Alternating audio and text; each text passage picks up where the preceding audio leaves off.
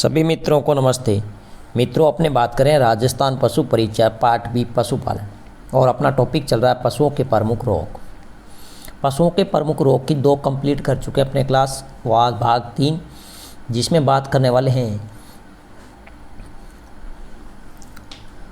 पशुओं के प्रमुख जीवाणु या बैक्टीरिया जनित रोग। और पिछली क्लास में हम 2 रोग पढ़ चुके हैं जो जीवाणु और बैक्टीरिया से संबंधित थे। तो मित्रों, अगर वीडियो आपको अच्छी लगे तो वीडियो को अधिक से अधिक लाइक करें, कमेंट करें, शेयर करें और साथ में यूट्यूब चैनल को सब्सक्राइब करें। तो शुरुआत करते हैं आज की अपनी क्लास। देखिए मित्रों, नेक्स्ट रोग आता है गलघोंटू। नाम से पता चल रहा है गलघोंटू। तो इसके अन्य नाम ध्यान रखना। अन्य नाम में वेरी इंपॉर्टेंट नाम आता है, वो आता है कौन सा? हेमोरेजिक सेप्टिमिया। हेमोरेजिक सेप्टिमिया, और इसको कहते हैं गुड़का और गुरखा। और इसके बाद में आपको ध्यान रखना नाविक जवर। यह वेरी इंपॉर्टेंट है, नाम पूछा जा सकता है कि इस रोग को नाविक जवर के नाम से भी जाना जाता है, या फिर हेमोरेजिक सेप्टिमिया, जिसे हम HS के नाम से भी जानते हैं, H और S के नाम से भी जानते हैं। रोग कारक है जो वेरी इंपॉर्टेंट है इस रोग के। रोग कारक, तो देखिए गाय के लिए रोग कारक की अगर हम बात करें तो वो जीवाणु कौन से है, तो ध्यान रखना पास्चुरेला बोविसेप्टिका। पास्चुरेला बोविसेप्टिका। भैंस के लिए अगर हम बात करें तो वो जीवाणु कौन सा है, तो ध्यान रखना पास्चुरेला बुवेलिसेप्टिका। पास्चुरेला बुवेलिसेप्टिका। अगर हम बात करें भेड़ और बकरियों के लिए, तो भेड़ और बकरियों के लिए जीवाणु है वो है पास्चुरेला ओविस। पास्चुरेला ओविस। और सामान्यतः अगर हम बात करें सामान्य जीवाणु का नाम है, बैक्टीरिया का नाम है, वो है पास्चुरेला मल्टीसोडा। पास्चुरेला मल्टीसोडा। तो रोग कारक आपको अच्छे से याद होने चाहिए। इस रोग के रोग कारक आपसे पूछे जा सकते हैं। नेक्स्ट अगर हम बात करें तो प्रकोप ध्यान रखना वर्षा ऋतु में। इस रोग का प्रकोप होगा कब? वर्षा ऋतु में। और सर्वाधिक प्रकोप होगा वो ध्यान रखना भैंस में। किसमें? भैंस में। तो वेरी इंपॉर्टेंट। इसके अलावा जो जुगाली करने वाले पशु हैं इनमें भी यह रोग होता है। अगर हम बात करें यह रोग है सर्वाधिक किस में होता है, ध्यान रखना कम उम्र वाले पशुओं में, जैसे 6 माह से 2 वर्ष तक के पशुओं में अधिक होता है। कितने माह? 6 माह से 2 वर्ष के बच्चों में अधिक होता है, यह ध्यान रखना। और लगभग इस रोग में ध्यान रखना 80 से 90%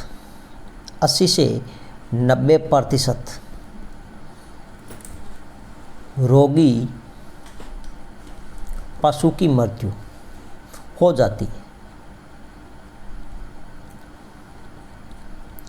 तो वह कौन सा रोग है जिसमें लगभग 80 से 90% रोगी पशु की मृत्यु हो जाती है, तो ध्यान रखना गलघोंटू। कौन सा है? गलघोंटू। प्रभावित अंग है आपसे कभी नहीं पूछा जा सकता है, क्योंकि प्रभावित अंग गलघोंटू तो गला व कंठ। तो प्रभावित अंग क्या रहेंगे? गला व कंठ। लक्षण है, लक्षण आपसे पूछे जा सकते हैं, वेरी इंपॉर्टेंट।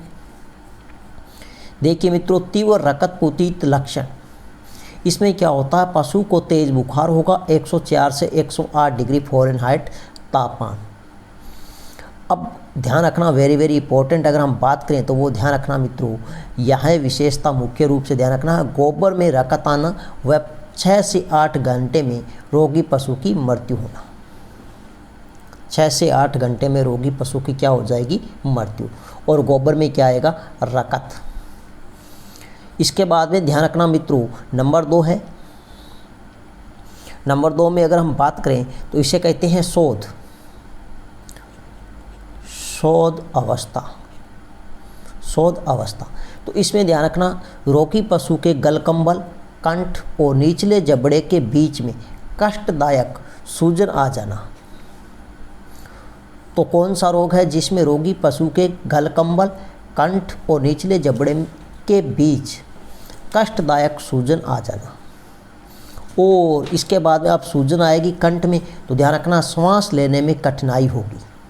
श्वास लेने में क्या होगी? कठिनाई होगी। तो पशु की आवाज़ कैसे आएगी? तो पशु की आवाज़ होगी घुर घुर की आवाज़ करता है। पशु आवाज़ कैसे करता है? घुर घुर की पशु आवाज़ करता है, इसलिए इसका नाम ही घुड़खा या घुरखा पड़ा। नंबर 3 अगर हम बात करें तो अंश अवस्था, इसमें क्या होता है? निमोनिया जैसे लक्षण, जैसे श्वास गहरी, जल्दी जल्दी आना, तो ये निमोनिया के लक्षण, और ये लक्षण किस रोग में देखे जा सकते हैं? गलघोंटू रोग में। और इसमें ध्यान रखना मित्रों, जो पशु है इसमें यहाँ ध्यान रखना, गुर गुर की आवाज़ करता, उसके बाद में ज़मीन पर गिर जाता है। कहाँ गिर जाता है? ज़मीन पर गिर जाता है, ज़मीन पर गिर जाता है। और साथ में ध्यान रखना 12 से 36 घंटे में रोगी पशु की क्या हो जाती है? मृत्यु। 12 से 36 घंटे में रोगी पशु की मृत्यु हो जाती है। रोकथाम, वैसे तो कोई खास रोकथाम इसमें है नहीं, तो ध्यान रखना रोकथाम की अगर हम बात करें तो HS हेमोरेजिक सेप्टिमिया का टीका लगाया जाता है, और वो भी पशु की कितनी माह की आयु में? 3 माह की आयु में। और ये जो टीकाकरण है यह ध्यान रखना मई जून माह में किया जाता है, मई जून माह में। नेक्स्ट अगर हम बात करें तो 33.5% सोडियम के घोल का वैक्सीन, 33.5% सोडियम के घोल का क्या लगाना चाहिए? वैक्सीन।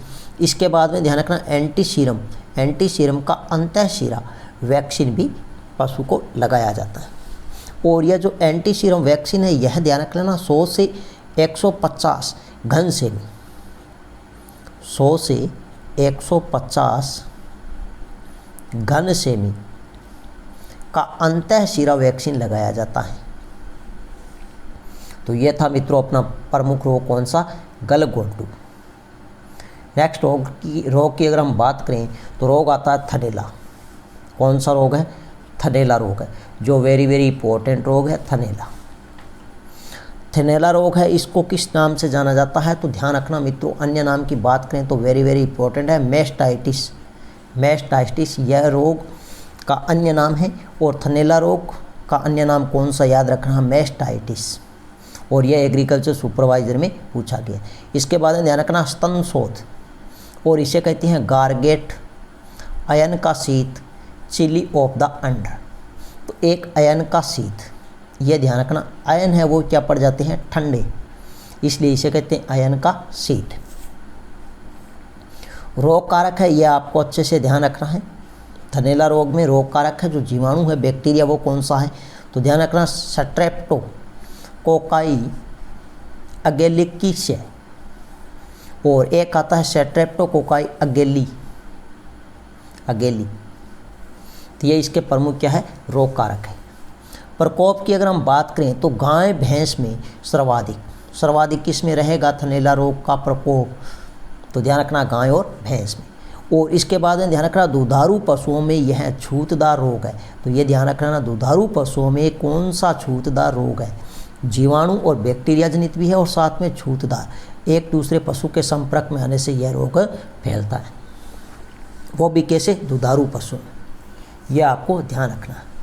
इसके बाद में आप ध्यान रख लेना मानव स्वास्थ्य की दृष्टि से दूध के माध्यम से क्षय और ब्रूसेलोसिस और गर्भपात होने की संभावना अधिक रहती है।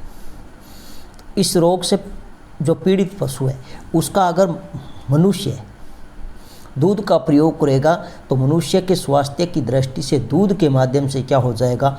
एक तो हो जाएगा क्षय रोग। कौन सा? क्षय रोग, ये ध्यान रखना। एक हो जाएगा ब्रूसेलोसिस रोग। कौन सा? ब्रूसेलोसिस रोग, ब्रूसेलोसिस रोग। और एक रोग है गर्भपात। ये किस में होगा? मनुष्य में। किस में? मनुष्य में। यह जो थनैला रोग से पीड़ित पशु का जो दूध पिएंगे उससे हो जाएगा, ये ध्यान रख लेना। नेक्स्ट अगर हम बात करें मित्रों तो इसके लक्षण आपको याद रखने हैं। जो रोगी पशु है वो गर्दन पीछे की ओर मोड़ कर रखता है। थनैला रोग से ग्रसित जो पशु है वो पशु क्या करता है, गर्दन को पीछे की ओर मोड़ कर रखता है। इसके बाद में वेरी वेरी इंपॉर्टेंट ध्यान रखना ना, अब रोग का नाम ही थनैला है तो पशु के अयन या थन है वो सूख कर क्या हो जाएंगे, बेकार हो जाता है। अयन सूख कर क्या हो जाता है, बेकार हो जाता है, और जिससे क्या होता है, आर्थिक हानि होती है। जिससे क्या होती है, आर्थिक हानि या नुकसान। और इसके बाद मुख्य विशेषता ध्यान रख लेना आप, लक्षण इसके वो है दूध पतला व छिचड़े युक्त, दूध पतला व छिचड़े युक्त। इसके बाद में यह रोग होने की संभावना है तो ध्यान रखना, सफाई नहीं होने से भी यह रोग होता है। अगर पशुशाला में सफाई नहीं होगी तो यह रोग होने की संभावना अधिक रहती है। इसके बाद में ध्यान रखना, जो अपने दूध निकालने वाला या पशु को चारा डालने वाला जो ग्वाला होता है उसके गंदों हाथों से दूध निकालने व सफाई नहीं रखने से भी यह रोग होता है। अब इस रोग की रोकथाम के लिए ध्यान रखना वेरी वेरी इंपॉर्टेंट है। इसमें क्या होता है, मेस्टाइटिस वैक्सीन का टीका लगाया जाता है। मेस्टाइटिस वैक्सीन का क्या लगाया जाता है, टीका लगाया जाता है, या वैक्सीन कह सकते हैं तो वो लगाया जाता है। इसके बाद में वेरी वेरी इंपॉर्टेंट यह प्रश्न पूछा गया है, विटामिन ए के साथ, विटामिन ए के साथ सेलेनियम खिलाने से पशु को क्या मिलता है, आराम मिलता है। तो विटामिन ए के साथ सेलेनियम खिलाने से पशु को आराम मिलता है, किस रोग में, तो थनैला रोग में। इसके बाद में अगर हम बात करें जो एंटीबायोटिक्स है तो उसमें ध्यान रखना, एम्पिसिलिन व क्लोक्सिलिन का अंतःपेशी टीका। तो एम्पिसिलिन व क्लोक्सिलिन का अंतःपेशी टीका पशु को लगाया जाता है। अब ध्यान रखना, इस पशु की रोग यह की जांच के लिए हम क्या करते हैं, तो यह वेरी वेरी इंपॉर्टेंट है, यह परीक्षा में पूछा जाता है और पूछा भी जाएगा। तो इसमें ध्यान रखना, थनैला रोग से ग्रसित पशु की जांच के लिए स्ट्रीट कप टेस्ट किया जाता है। तो थनैला रोग से ग्रसित पशु के लिए कौन सा टेस्ट किया जाता है, तो स्ट्रीट कप टेस्ट किया जाता है, और यह सप्ताह में कितनी बार किया जाना चाहिए, 2 बार। यह आपको अच्छे से ध्यान रखना है, कितनी बार, 2 बार।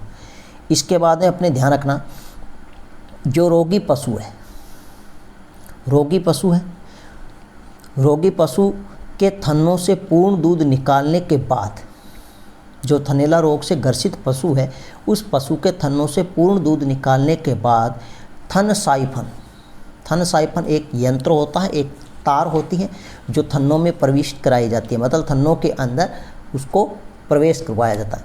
तो थन साइफन तार साइफन को थनों में प्रविष्ट करा के मेस्टाइटिस ट्यूब को थनों के यहाँ पर के अंदर चढ़ा दी जाती है, अंदर चढ़ा दी। लगभग 1 बार इसको प्रयोग करेंगे तो पशु क्या हो जाएगा, ठीक हो जाएगा। यह था मुख्य रूप से कौन सा रोग, थनैला रोग। नेक्स्ट अगर हम बात करें तो रोग आता हमारे पास में कौन सा, फिड़किया रोग। फिड़किया रोग या इसे कहते हैं फड़किया रोग। यह भी जीवाणु और बैक्टीरिया जनित रोग है। रोग कारक आपको अच्छे से ध्यान रखना है, इसमें रोग कारक पूछे गए हैं और पूछे भी जाएंगे। तो रोग कारक की अगर हम बात करें, क्लस्ट्रीडियम बेल्सियाई प्रजाति अगर हम बात करें तो A, B, C, E और D। तो कौन कौन सी प्रजाति है इसमें, तो एक तो आती है क्लस्ट्रीडियम बेल्सियाई प्रजाति है A, B, C और E और D। यह D है तो यह D ध्यान रखना मित्रों, यह क्या होता है, सर्वाधिक हानिकारक होता है, इसीलिए इसको मैंने क्या लिखा है, अंतिम रखा है। तो ध्यान रखना, सर्वाधिक हानिकारक, सर्वाधिक हानिकारक जो प्रजाति है वो कौन सी है इसकी, तो ध्यान रखना D। कौन सी है, D। इसके बाद में ध्यान रखना, NCERT अगर आपसे पूछे प्रश्न, NCERT में इसका रोग कारक माना जाता है, वो माना जाता है क्लस्ट्रीडियम परफ्रीजेंस। कौन सा है, क्लस्ट्रीडियम परफ्रीजेंस। ये इसका क्या माना जाता है, रोग कारक, जीवाणु या बैक्टीरिया। इसके अलावा ध्यान रखना, अधिक चारा खाने से, अधिक चारा खाने से अध पके भोजन से, और इसके अलावा अगर हम बात करें तो मेमनों की आंतों में जमे दूध की उपस्थिति के कारण यह रोग होने की संभावना अधिक रहती है। तो यह भी आपको अच्छे से ध्यान रखना है कि अधिक चारा खाने से कौन सा रोग हो जाता है, अध पका चारा खाने से या भोजन खाने से पशुओं में कौन सा रोग हो जाता है, मेमनों की आंतों में जमे दूध की उपस्थिति के कारण पशुओं में कौन सा रोग हो जाता है, तो फिड़किया रोग हो जाता है। इसके लक्षण ध्यान रखना। लक्षण में आपसे पूछा जा सकता है बिना लक्षण के अचानक पशु मरना। बिना लक्षण के अचानक पशु क्या हो जाता है, मर जाता है। और पशु अपनी कमर है वो धनुष की तरह मुड़ जाती है। पशु की जो कमर है वो क्या हो जाती है, धनुष की तरह मुड़ जाती है। और पैर है वो साइकिल की तरह हो जाती है। पैर है वो कैसे हो जाते हैं, यह भी पूछा गया है। किस रोग के लक्षण हैं जिसमें पशु के पैर साइकिल की तरह हो जाते हैं या फिर कमर है वो धनुष की तरह मुड़ जाती है। तो ये दोनों ही विशेषता इसके लक्षण पूछे गए हैं। इसके बाद में ध्यान रखना, पेट में तेज दर्द व गैस बनना। पेट में तेज दर्द व गैस बनना किस रोग के लक्षण हैं, तो फिड़किया रोग के। इसके बाद में ध्यान रखना, पशु जो रोगी पशु है वो पेट की ओर देखना, वह लात मारता है। तो रोगी पशु होगा वो क्या करेगा, पेट की ओर देखेगा और लात मारना। और इसके बाद ध्यान रखना, छोटे बच्चों में कंपन व खूनी दस्त होना, यह किस रोग के लक्षण है, तो फिड़किया रोग के लक्षण है। और खूनी दस्त के बाद आपको पता है रोगी पशु की क्या हो जाती है, मृत्यु हो जाती है। रोकथाम की अगर हम बात करें तो इसमें ध्यान रखना,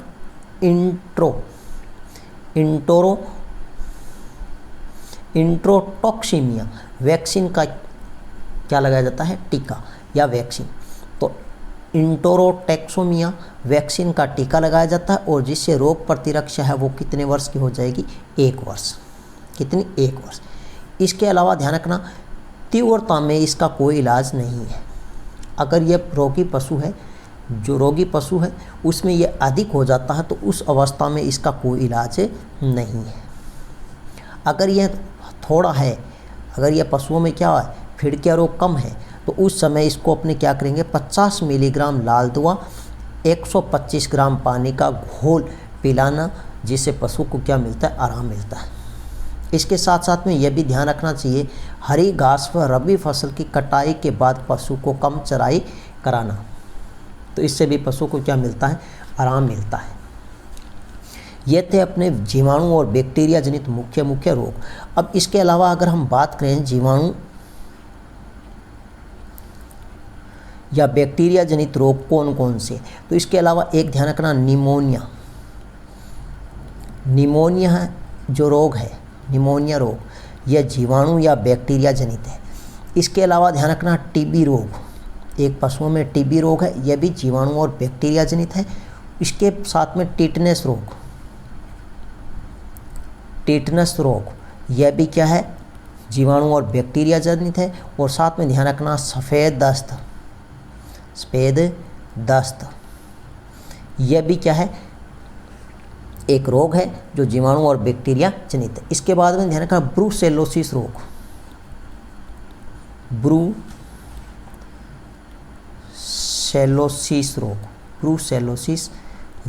यह भी जीवाणु और बैक्टीरिया जनित पशुओं में होने वाला रोग है।